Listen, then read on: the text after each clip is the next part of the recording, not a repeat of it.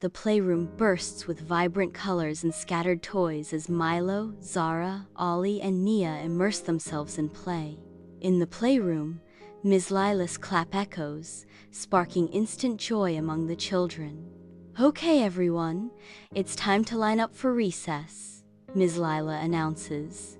The children rush towards the door, their enthusiasm barely contained. Zara cries out, "Wait, we forgot to clean up."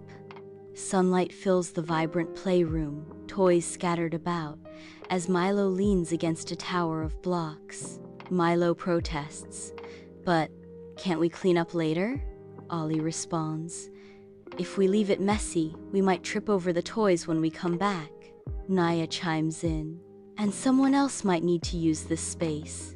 Ms. Lila affirms, "That's right, cleaning up after ourselves shows responsibility." Amidst the whirlwind of toys and laughter, children embark on a mission to restore order to their chaotic playroom.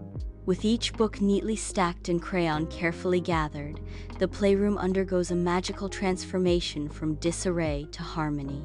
Milo's eyes widen with delight as he exclaims, "Wow, that was fast, and now the playroom looks great." Zara responds, her voice filled with glee.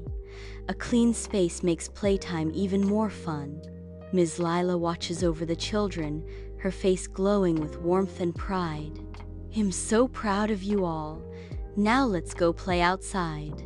The children erupt in cheers, their joyous shouts filling the playroom as they rush towards the door. The playroom stands immaculate and serene, a testament to the children's care.